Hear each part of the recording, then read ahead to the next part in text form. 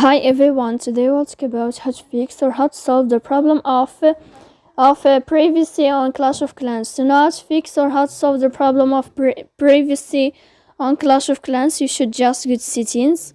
Here you can click on apps, default apps, app settings. Then in this list you will enter to Clash of Clans.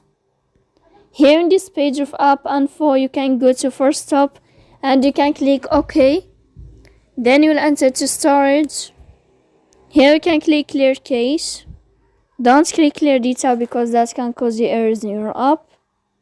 In the end, you can turn on your airplane mode and you can wait a moment to turn off your airplane mode again. So please don't forget to support us by like and subscribe.